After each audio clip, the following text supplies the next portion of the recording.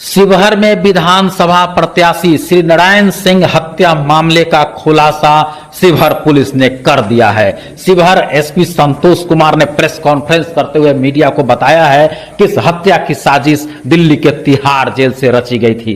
कुख्यात संतोष झा के कुख्यात शागिर्द शूटर विकास झा उर्फ कालिया ने इस हत्या की साजिश रची थी। विकास झा ने जेल से ही नीरज पाठक व अन्य शूटर के जरिए श्री नारायण सिंह की हत्या की साजिश रची, जिसमें वह कामयाब भी रहा। बताया जाता है कि कभी विकास झा ने दिल्ली पुलिस एसटीएफ के सामने कबूल किया था कि उसने संतोष झा की बेटी से शादी की है।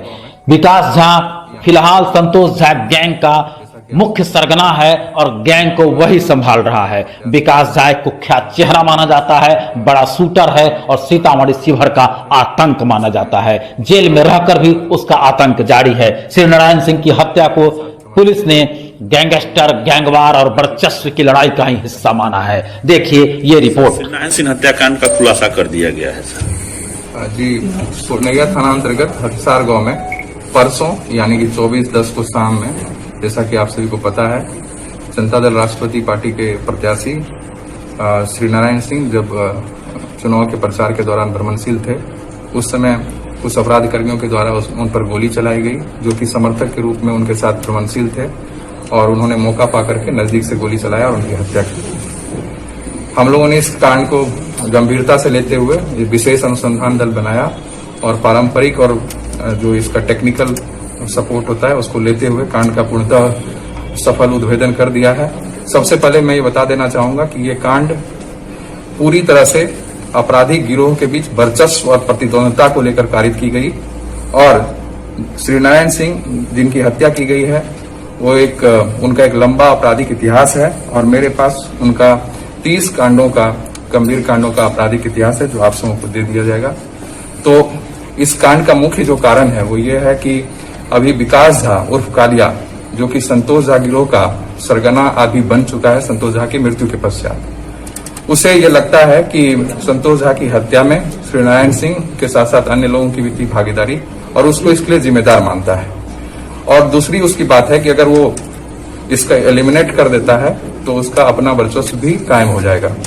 तो एक तरफ वो बदला लेने के लिए और दूसरी तरफ अपना वर्चस्व भी कायम करने के लिए इसकी हत्या करना चाहता था इनकी, और इसके लिए वो कई महीनों से, जैसा कि जो शूटर पकड़ाया है उनके द्वारा भी बताया गया और इसका हम लोगों ने अन्य प्रकार से भी तकनीकी अनुसंधान किया है। पिछले 3-4 महीनों से वो इस पर काम कर रहा था और 2.5-3 महीने से इनने 3 लोगों को हायर किया था, जिसमें कि गौरी शंकर महाराज और किशन झा, जो कि सीतामढ़ी के हैं, रूनी सैदपुर मानिक चौक से, दूसरा नीरज पाठक और तीसरा बाबू साहब झा, और विकास झा दिल्ली के तिहाड़ जेल से बैठ करके इन लोगों से कोऑपरेट करता है। इन्हें इसके लिए लगातार लगाया गया था। इन लोग रहे थे और वहां भी 20-22 दिन वहां पर रूम भाड़ा पर लेकर के, और जिसमें टिकट लेने को लेकर के श्री नारायण सिंह पटना भ्रमणशील थे और लोगों से मिलजुल रहे थे। उस समय भी ये लोग चाह रहे थे कि पटना में ही एलिमिनेट कर दिया जाए। फिर इस बीच में नॉमिनेशन के दिन का भी इन्होंने डेट रखा था, लेकिन यहाँ पर हैवी डिप्लॉयमेंट फोर्सेस का था और भीड़ भी ज्यादा थी, इन्हें लगा कि यहाँ पर ये कार्य नहीं कर पाएंगे और उस दिन ये लौट कर चले गए।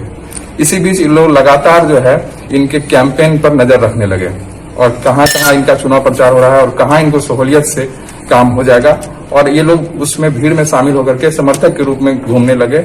और उस दिन मौका पर घटना के दिन ये लोग एक बाइक से आए। बाइक पर जो सवार था बाबू साहब झा, वो गाड़ी पर रहा और ये दोनों उतर गए। जो शूटर था गौरी शंकर महाराज और नीरज पाठक, ये दोनों उतर करके भीड़ में शामिल हो गए और इनके साथ साथ चलने लगे और जहां ये जाते थे साथ में चलते थे और धीरे धीरे पास भी आ गए। और जैसे ही मौका मिला वो साइड हुआ और वहां पर इन्होंने नजदीक से जाकर के गोली मार दी। तो मुख्य रूप से इनका ये जो निशाना था, ये पिछले कई महीनों से ये लोग चाह रहे थे इसको करना, और इस दौरान इन्होंने मौका पाते ही इस घटना को कारित किया है। तो इस प्रकार इस घटना का सफल उद्भेदन हो चुका है। इसमें जैसा कि आप सभी को पता है कि जो गौरी शंकर महाराज था, ग्रामीणों ने दोनों की पिटाई की और इस दौरान जो है गौरी शंकर महाराज को इलाज के लिए लाया गया था, उसी दौरान उसकी मृत्यु हो गई। दूसरा जो है नीरज पाठक को पकड़ा गया है, उसके पास एक आर्म्स भी बरामद हुआ है, पिस्टल बरामद हुआ है और लोडेड पिस्टल था, एक उसमें राउंड भी था। बाबू साहब अभी पकड़ाया नहीं गया और विकास झा जेल में बंद है। तो यही इस पूरे घटनाक्रम का पटाक्षेप हुआ इस तरह से, और यह पूरी तरह से आपराधिक गिरोह के बीच वर्चस्व और प्रतिद्वंदता को लेकर की गई थी। इसका राजनीति से कोई लेना देना नहीं। साजिश बनी थी जिस तरह से, बिल्कुल जेल से, तिहाड़ जेल से इनके पूरा जो ये नेटवर्क क्रिएट कर रहा है अभी, एक तिहाड़ जेल से ऑपरेट करता है और वहां पर किसी प्रकार से इसे व्हाट्सएप कॉल, मुख्य रूप से लोग व्हाट्सएप कॉल आजकल यूज करता है। जी, विकास झा कालिया तिहाड़ जेल में है सर जी, और संतोष झा गैंग का वो शूटर रहा है। संतोष झा का वो मेन शूटर रहा है और संतोष झा के मृत्यु के पश्चात, उसकी हत्या के पश्चात ये संतोष झा का गिरोह का प्रमुख बन चुका है और ये अपनी हैसियत धीरे धीरे और बढ़ाना चाहता है।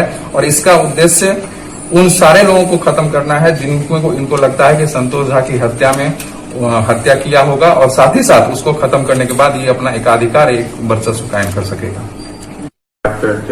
तो हम लोग गांव के बाहर आए तो किशन फोन किया, उससे बात किया, तो उसने किशन को कोई एड्रेस बताया। फिर हम लोग उस गांव में दूसरे गली से घुसे, फिर वहीं पे उसका गाड़ी मिला हमें। फिर हम लोग पीछे उतर गए और बाबू साहब गाड़ी लेके आगे चला गया, हम लोग उसके रैली में चले गए।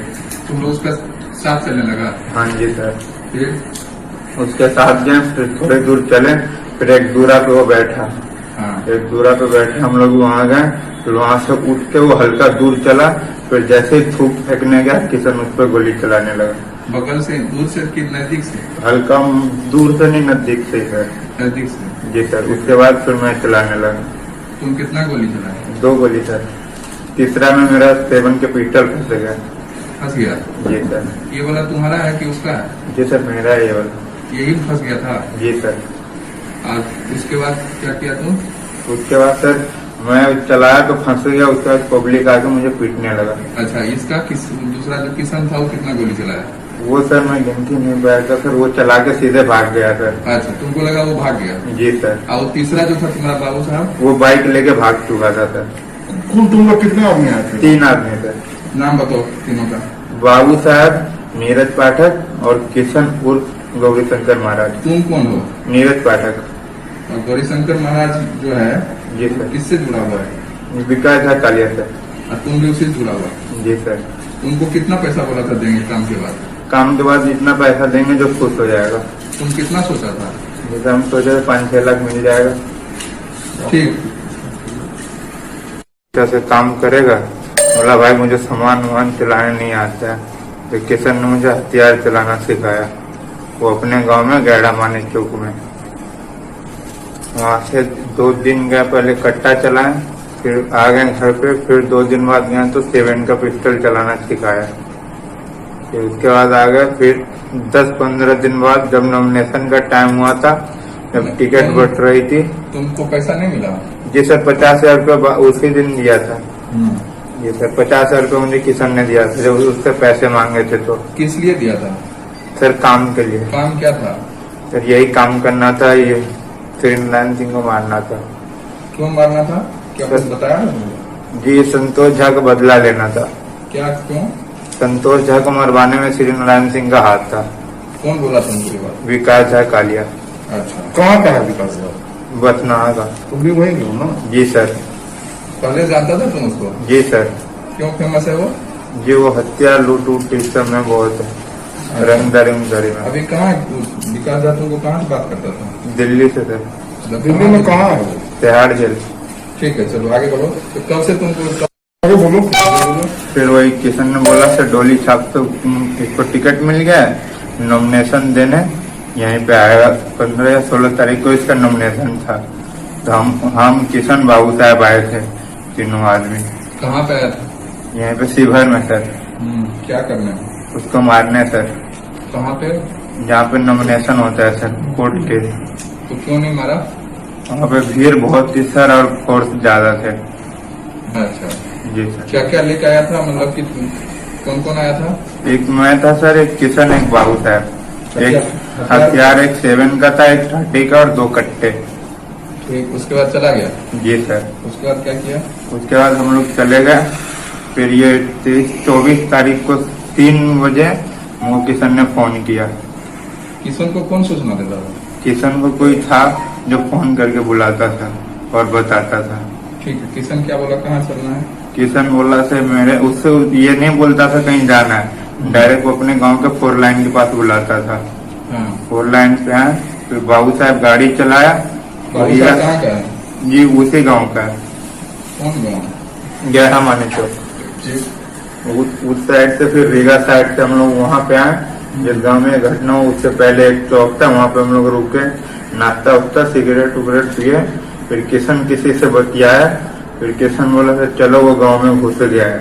फिर हम लोग गांव में गए, 2-3 राउंड मारे। फिर मैं किशन को बोला से भाई यहाँ पे नहीं है, चल घर चल, शाम हो गया है। तो किशन को बोला से नहीं तो फोन लगा के ट्राई कर ले। तो किशन कहा से गाँव में नेटवर्क